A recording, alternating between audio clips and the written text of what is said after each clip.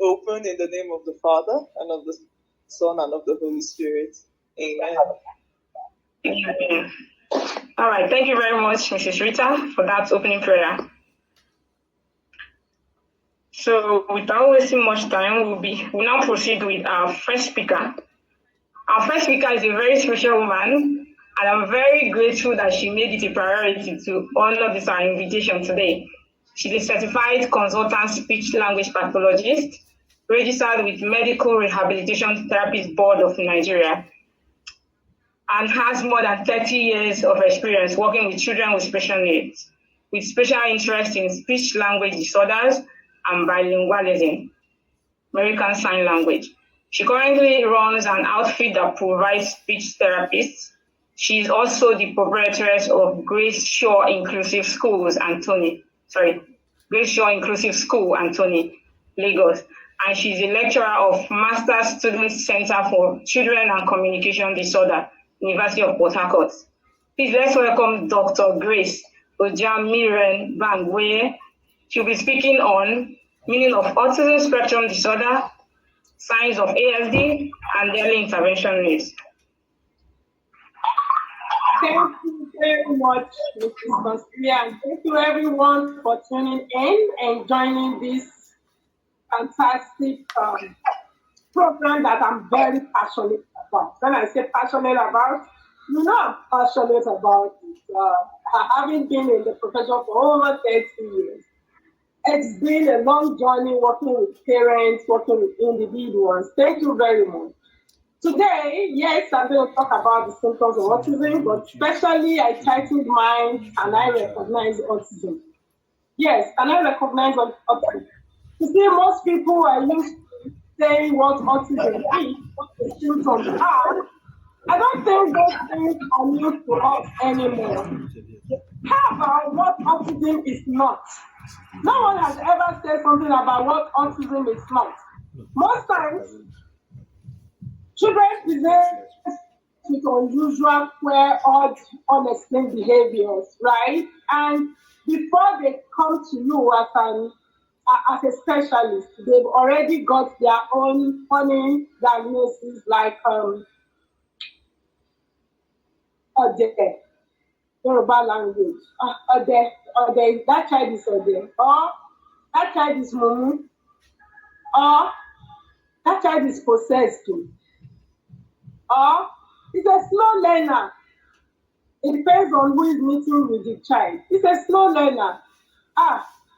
It's a delay. You know, so you have all sorts of name calling, all sorts of justifications from parents. You know, parents will say that thing is in their family, or that's ignoring instructions. In fact, if you see my husband's brother, he can ignore for Africa, you know. So you find out that autism is misunderstood. The presenting case, depending on who is meeting with the child, depending on who is, you know, interacting with the child,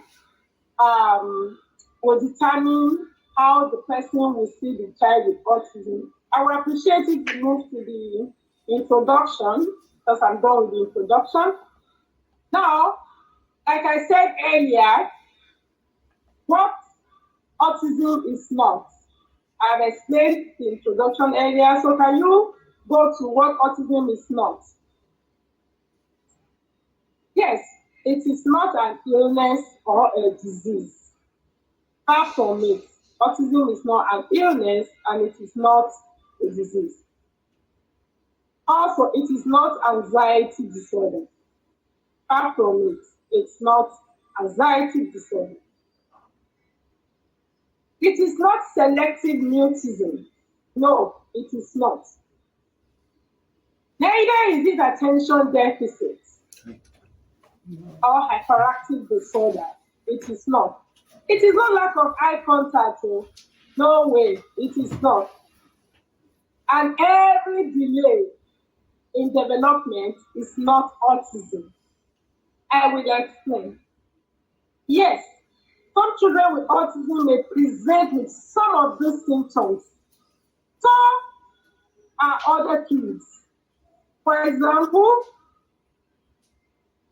a child with autism may not walk on time, especially for children that have the subdivision childhood disintegrative disorder, which is a type of autism. So autism can present in 5 ways. I will go to that in my next slide. But it is not an illness and it is not a disease. It's not, because for illness, for diseases, you can look for cure. But for autism, you cannot look for cure, but you can look for various ways to reduce the symptoms, various ways to make the child functional and contribute to the community. It's not anxiety disorder. Some people may be talking like you and me, functional, yet they have anxiety going on. They have anxiety with meeting people. They have anxiety with even going near train station, depending on what traumatic experience they've had. It can be a post-traumatic stress, okay? And that is not autism. That's not autism. How about selective mutism? Some people may have experienced a bad shock and then they decide to keep to themselves.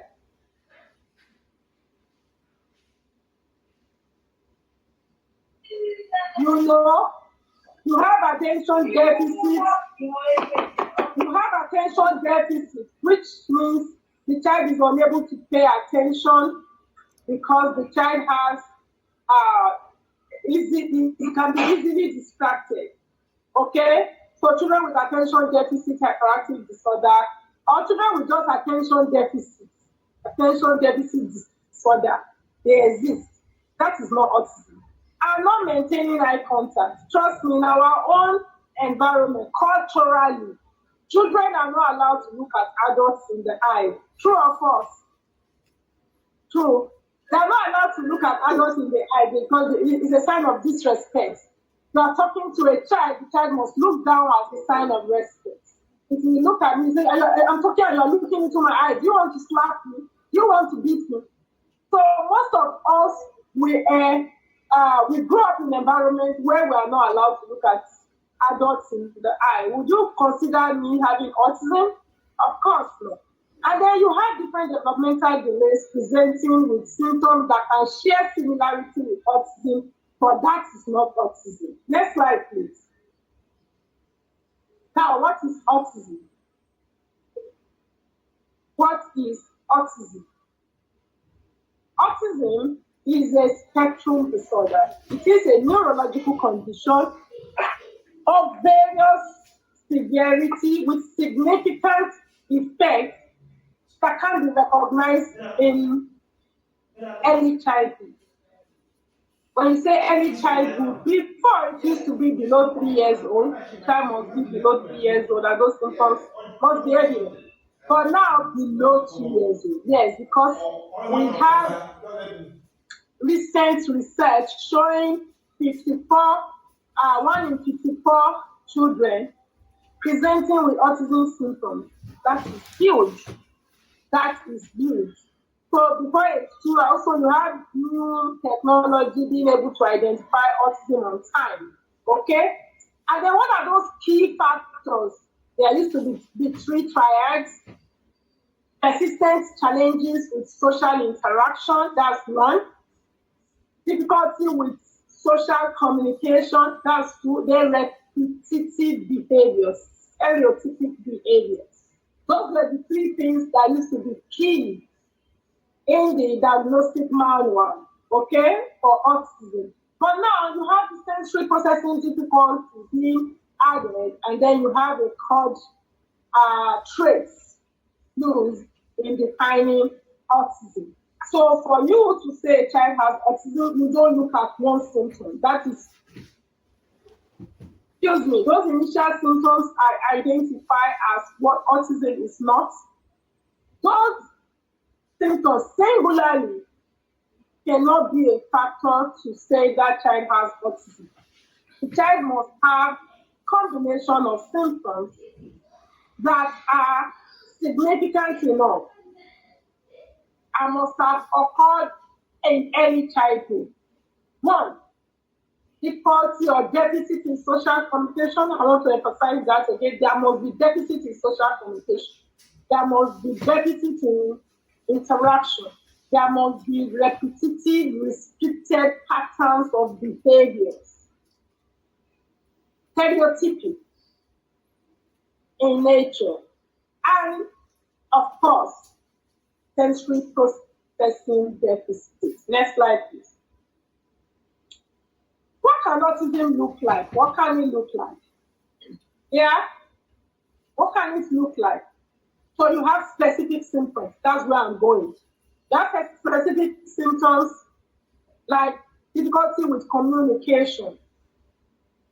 So communication difficulty can present in various forms. It can be echolalia.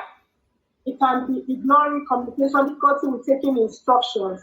All of this will fall under difficulty with communication. Okay? Both gestural and non-gestural. They are unable to even use non-verbal cues in some cases. Okay? So the child might show hysterics. The child is just a sad child, throwing tantrums, very angry, everything. It could be one of the symptoms. Then you can also have aversion to touch. The child does not like you to hug him. The child does not like you to comb the hair, to brush the teeth, to eat some food. You have different aversions when it comes to touch. You can also have sensitive to noise. You have the child blocking the ears. It can be presented a different way. It can be one finger. It can be both fingers plugging the ear. It can be the whole palm. It could be crying and screaming immediately there is a sound. The sound doesn't have to be loud. It might just be air-conditioned continuous sound. It might just be sound from a TV that you turn on the wrong channel and then it goes shh, and the child goes into frenzy. Okay? It could be tiptoeing. The child may be walking on his toes. The child may not be aware of danger. The child may avoid eye contact. The child prefers to play alone. And the child has delayed speech. Okay? That is lack of speech. Speech is not coming as expected. And so when you define speech not coming, first word is supposed to occur around 12 to 15 months. And a child is not saying one word at 2 years old. So you need to check that child out. Okay? Also, can be another way that people don't usually talk about when you talk about children with autism or with the Asperger's syndrome. So you have intellectual or artistic interest. The child may not talk. The child may not play with other children, may not socialize, but the child has these advanced skills. Okay? It might be with music, it might be with drawing, painting. Of course, we have one trending now. Okay? Kanye is trending, World Guinness record, having the largest canvas in the world. Okay? And that's World Body of Celebration. And I celebrate with him too. You can have delayed motor milestone. Yes, the child is not walking at the expected time. Yes. Actually, some children may be walking and they regress. They may be talking and they regress. Regression is another part of it. Then you have persistence, where the child wants to do the same thing and just insist. If the child wants to wear a particular color, the child wants to wear only that color and refuse to wear another color. Or the child wants to play or wants to be carried, that child will insist to be carried. So you could have high integrity where they cannot tell lie, where whatever you put in their care, they will care for it, they will follow the rules. They will follow the rules, cross the T's and dot the I's. They are very good with that. And they may have speech differences, like I said, they might be interested in one topic, they might be repeating the same thing, and always want to bring the conversation back if the child likes shapes. whatever you are talking about, the child will find a way to bring shape back into the conversation. The child likes cars. The child will have a way to bring cars. The child likes animals. The child will like just one will bring animals into the conversation. The child may be interested in details. The child may not be socially driven, like the heaven fall, like they will say in the local parlance. The child don't care whether you are there or not. The child is just interested in being alone and loves his or her own routines, okay, and does not like those routines to change. Child wants to wake up. When you wake up, you go to the bathroom, you brush your teeth, you wash your hands, you come out, you put on your clothes. Those routines must follow the same pattern. Any attempt, there is a holiday, and you feel, okay, don't let us wake up at 6 a.m. today, there is no school. Oh my, there will be another World War encounter. So autism can be like that. Remember, no one symptom cannot define a child with autism. Because some of us, we have some of these traits, one or two of these traits that keeps us going, that keep us going. I'm sure you agree with me. It doesn't mean we are autistic. It's just that everyone is peculiar in their own way. It is the degree and the severity and the extent to which the symptoms affect functioning, everyday life, everyday living, your waking hours, your work hours, your interaction hours, your learning hours, the way those symptoms interfere defines whether you need to check out that child with autism or not. My conclusion, we've seen the symptoms. We know some of the symptoms. No matter how the symptoms of autism present, no matter their presentation, delay no further. Talking to parents here today. Sometimes parents will actually seek out to get help for their children, but you see some pediatricians, even doctors, even specialists looking at waiting, looking at, oh, the child is healthy, put the child on scale, the child weighs well, does the child eat? Oh, the child eats, okay. Does the child sleep? Yeah, the child sleeps. Okay, don't worry. Everything is fine now. Maybe the child is just taking his time, maybe the child is a late bloomer. Don't worry, please, there are specialists. There are specialists.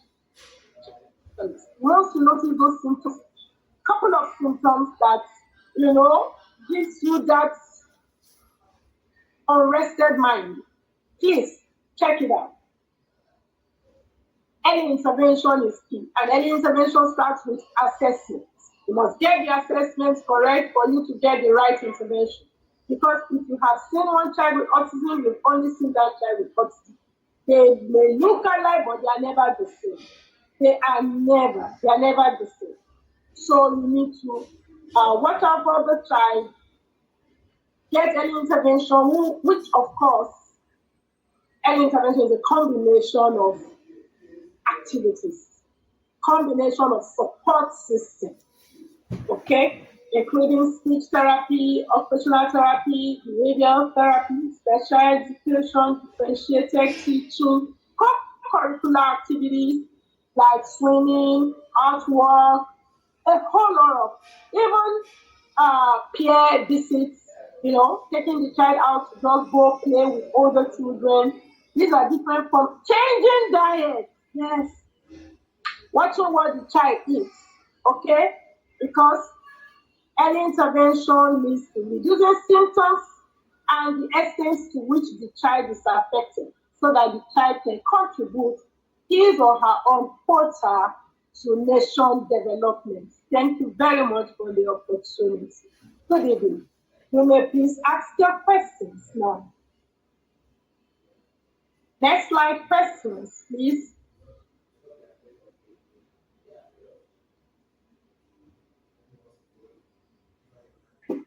Thank you very much. Thank you. Thank you very much, Dr. Grace. Thank you. I really I will get 10 minutes. Yeah, we have limited time. Yeah. I hope we can do this more next time, do more and more Yeah. with time in the future. Thank you very much. Okay. Maybe we put together so that the next person can come online.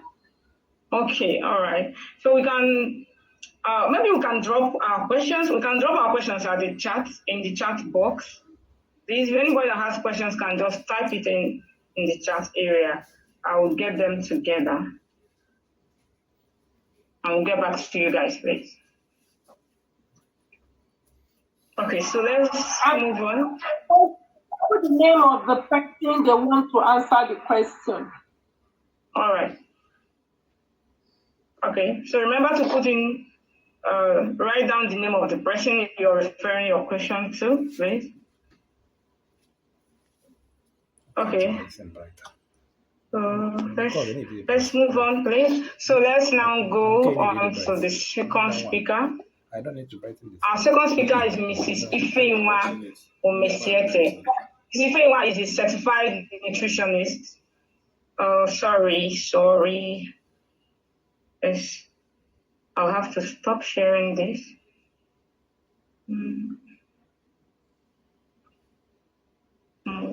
Sorry. Let me just stop now. Okay, so our second speaker is Mrs. Ifeinwa Omesiete. Mrs. Ifeinwa is a certified nutritionist with a bachelor's in nutritional sciences from the University of Minnesota, Twin Cities, USA. And she also has several other degrees from UK and Canada. She consults at various hospitals for children of all ages, where she treats medical and dietary ailments. She creates and introduces innovative recipes designed to improve a child's diet based on their diagnosis, physical activities, and age requirements. Her experience ranges from picky eaters to the management of genetic and chronic diseases. She co-founded Nutrition for Kids NG, which is an online platform that educates parents on the importance of proper nutrition, effective feeding techniques, and must-have skills designed to introduce a child to a variety of wholesome meals between the ages of 6 months to 6 years old. Through her social media platform, she educates and shares her personal experiences on how to live in the modern world while raising healthy, well-nourished children.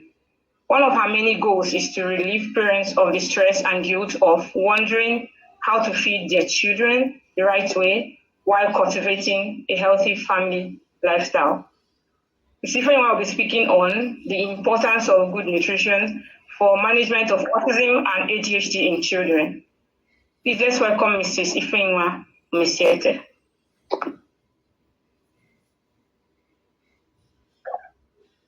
Hi, everybody. Good morning, good afternoon, good evening, whatever your time zone is. It's a pleasure to be here.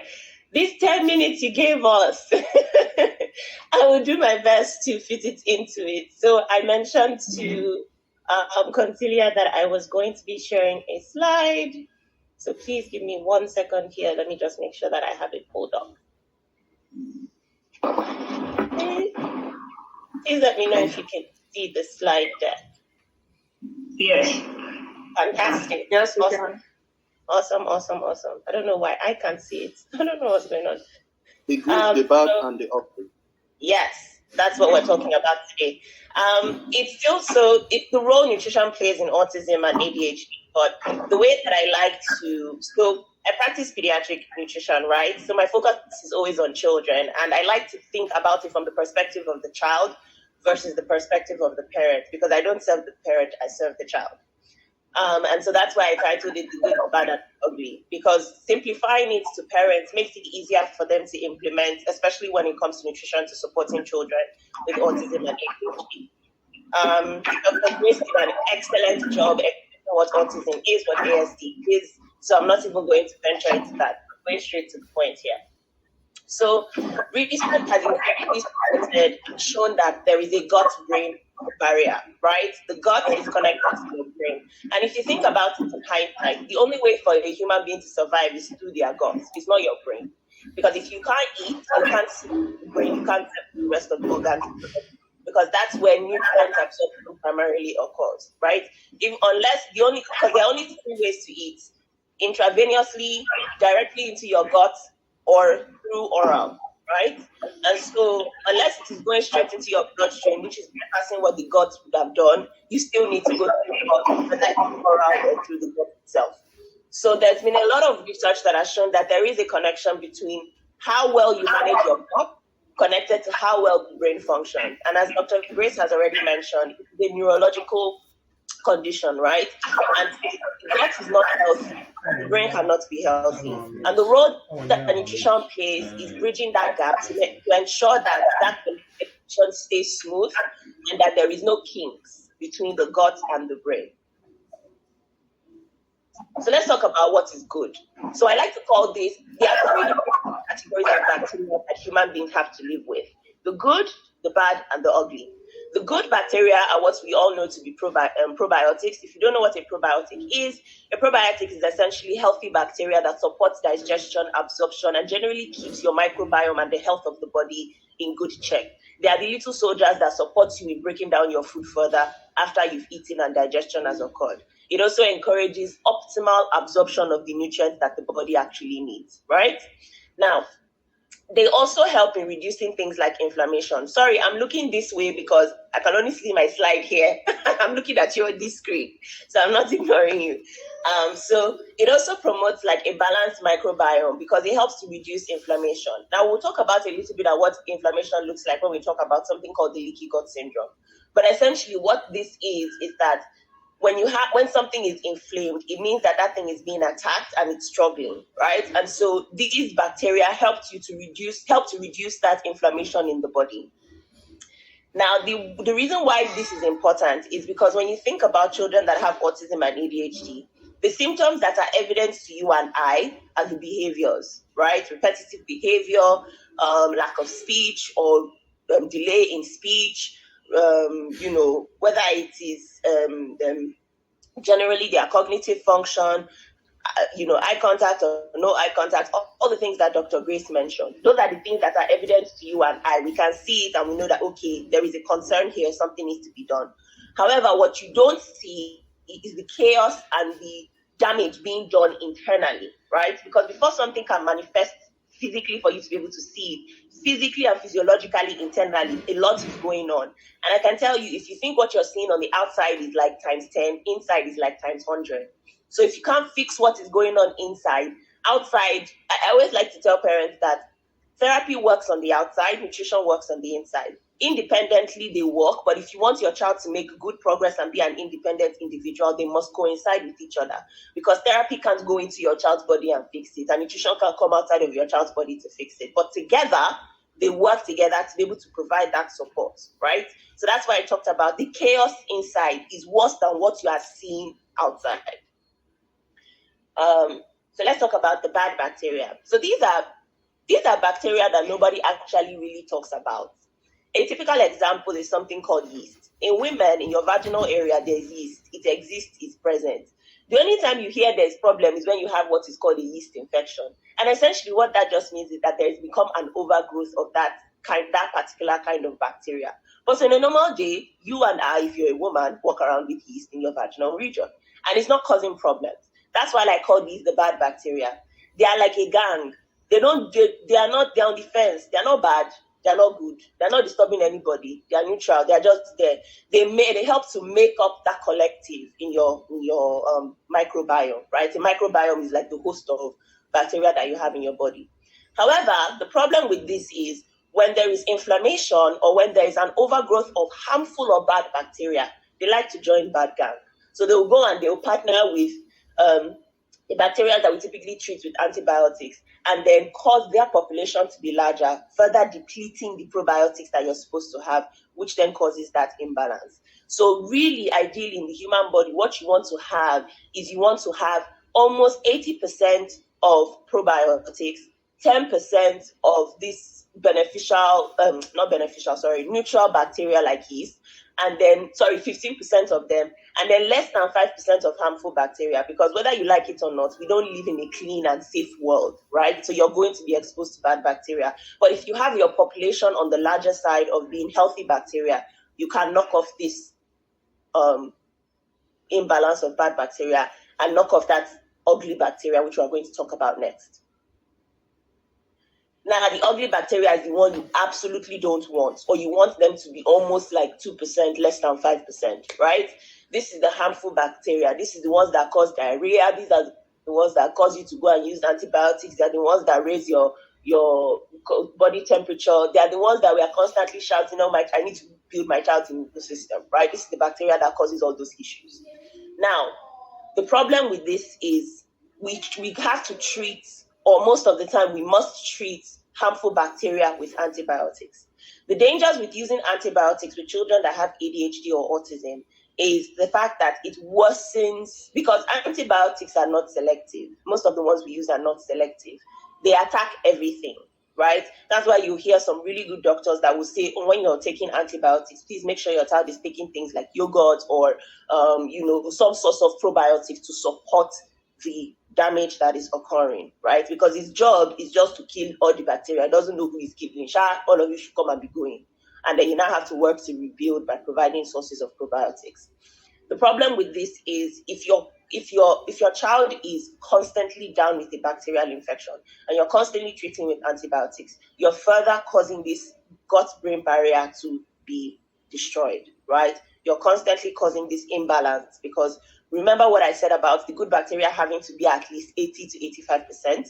If you are constantly treating with antibiotics, you're further destroying this. And for a child that is already struggling with absorption, that may be struggling with digestion, that may be struggling with metabolism, that just generally is struggling with, sometimes we call it methylation, you are making their life difficult by exposing them to things like antibiotics, or exposing them generally to constant exposure to these harmful bacteria. So now let's talk about this compromise. Sorry? Oh, sorry. So let's talk about this compromise really quickly.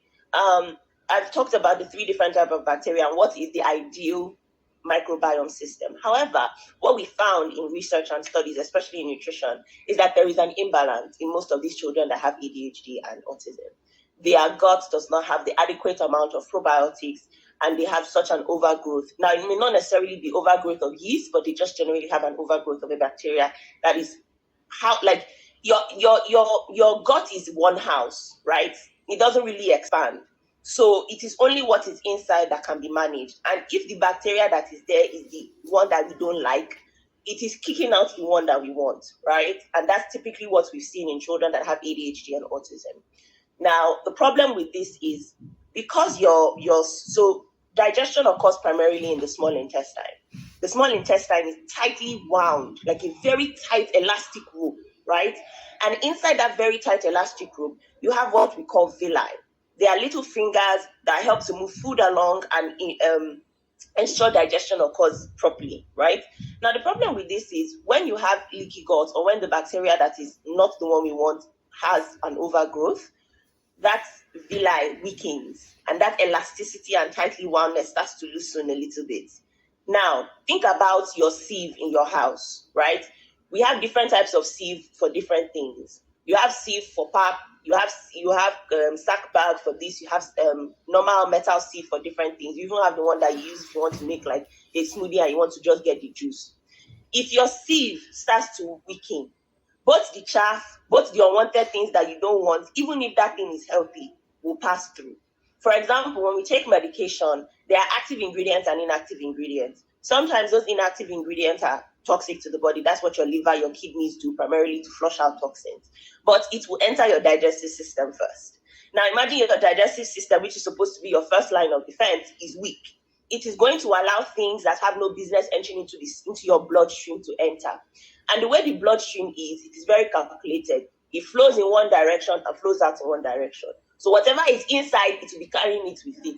And woe betide you, it carries it and puts it where it's not supposed to be the body has to figure out what to do. Now think about this happening over and over and over and over and over again.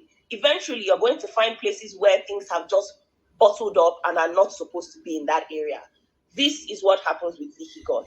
You're weakening that villi, things like toxins, undigested food, because you really don't want undigested food in your bloodstream, right?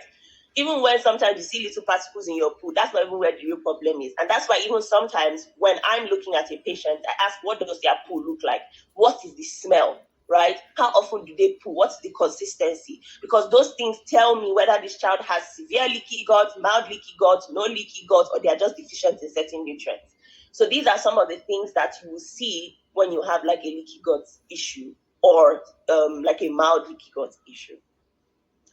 And then finally, what does this imply for children that have autism and ADHD? Data has shown that most of the children that have autism and ADHD, there's a deficiency in quite a few nutrients, magnesium, iron. That's why you hear doctors say, okay, take this supplement, take that supplement, zinc, B6, D, vitamin D, right? These are some of the primary ones that are primarily first digested and absorbed in the small intestine. And if there is leaky gut syndrome or there is issues with proper digestion, you're not going to be able to absorb these nutrients efficiently. And over time, when there is a continuous malabsorption occurring, that child is less likely to have those nutrients, and those nutrients have a primary role in behavior, eye contact, cognitive function, neural function, generally all the symptoms that you start to see outside. That's why one of the things I really love that Dr. Grace said is diet is important, right? Taking away things that could be affecting your child is important because you give them a fighting chance when it comes to therapy. Comprehension improves, relaxation improves, they are able to sit better. The repeated activities start to reduce. You start to see an improvement, and then they're able to receive better information. They're able to decipher information a little bit better, right? And then finally, so I've explained what this looks like, what is happening, and the damage it is causing. Now let's talk about how to repair this. I always like to think about it as you're lucky your child's body is not a sieve. Because when your sieve starts to loosen, it's to throw it away and buy a new one. But in this case, the cells can regenerate, right? And that elasticity can start to come back.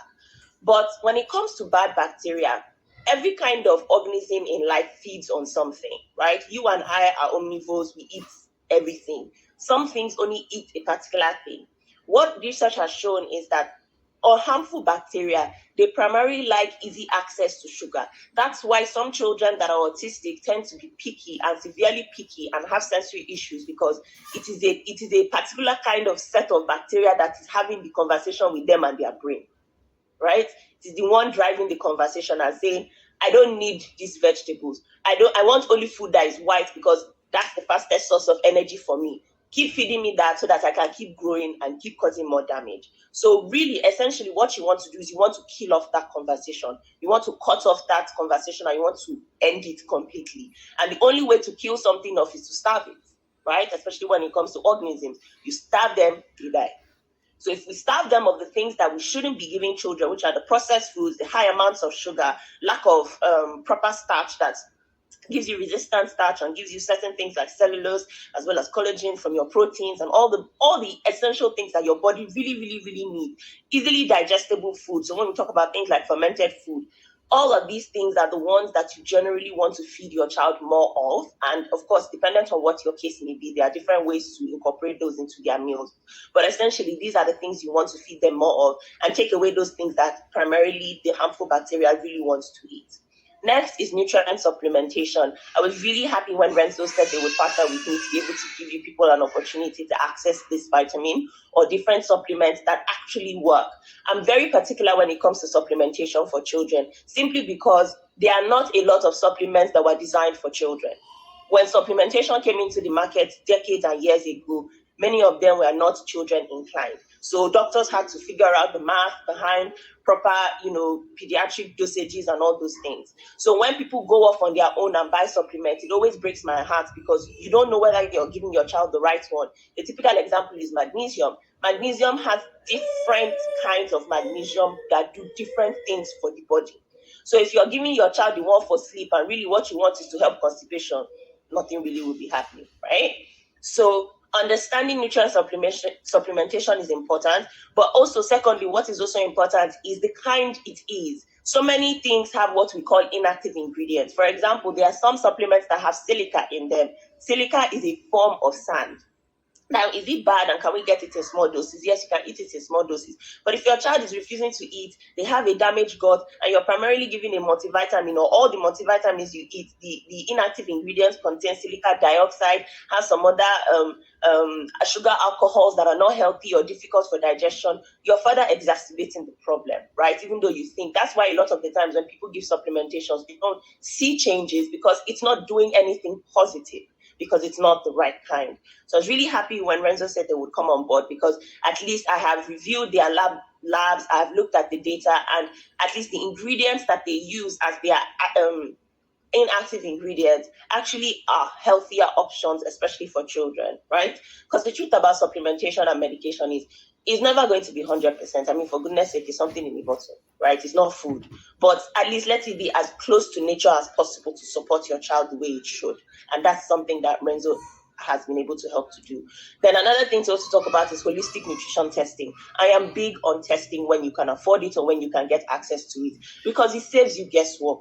I've seen patients that when they do things like oats test, which is called the organic acid test, or heavy metals testing, they're able to identify that lead is not their problem. It might be aluminium. I'll give you a typical example. I had a patient, I think it was about 4 years ago, that the child didn't have lead issues. He didn't have mercury issues. I think he had high doses of, I can't remember the exact metal.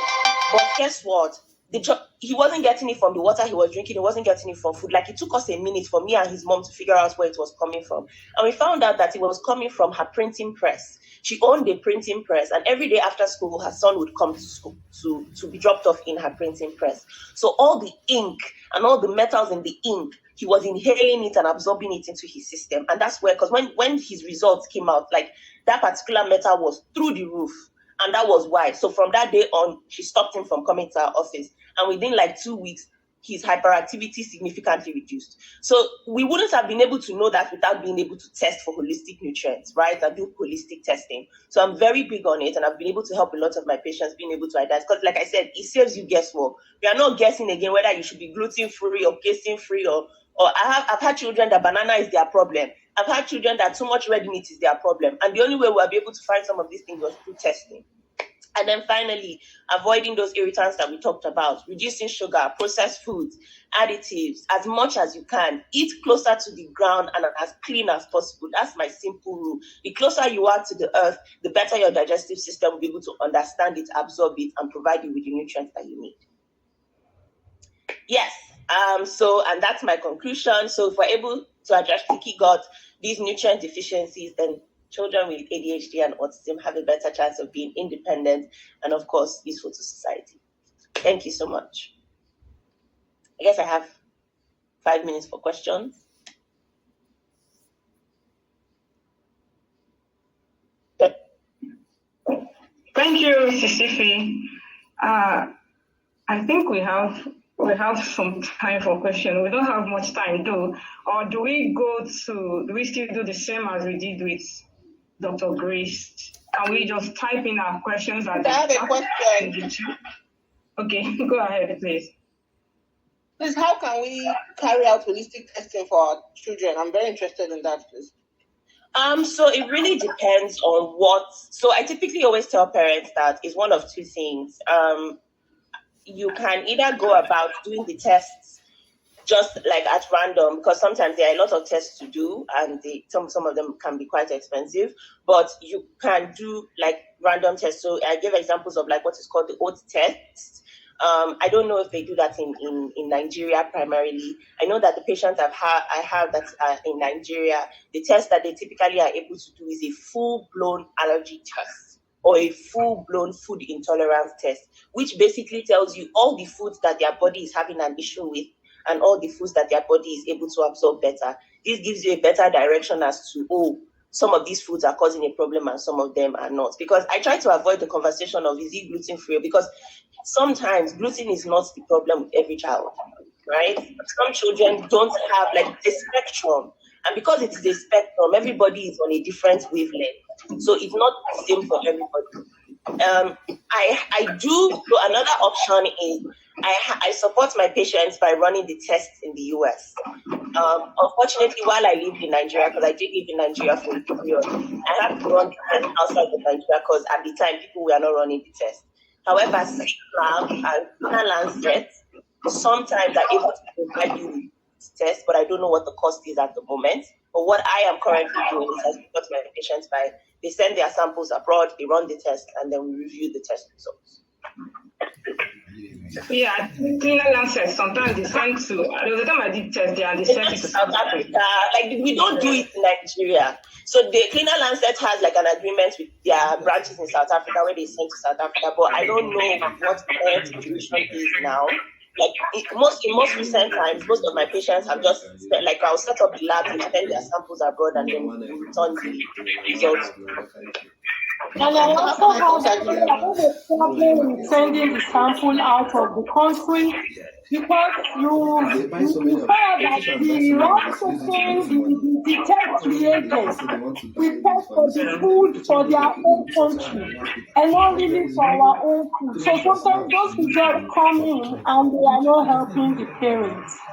I agree with you 110%. So one of the things that I've done, because I lived in Nigeria and I know what we eat, I've done the comparison of nutrient availability. So for example, something like now or broccoli, we don't grow broccoli in Nigeria, people don't really eat broccoli, but there's cauliflower and you can relate the nutrient profiles and be able to assess it that way. So that's what I've been doing for a lot of my patients so that I can easily tell you, okay, eat this specifically because this is close-up nutritional profile. Yeah, and what I usually advise to try as much as possible to also be very vigilant. Once your child's behavior is off the next day, quickly trace back what was new a day before. Actually on your own, because those tests are not hidden. The way your child will react to whatever the child takes is very, very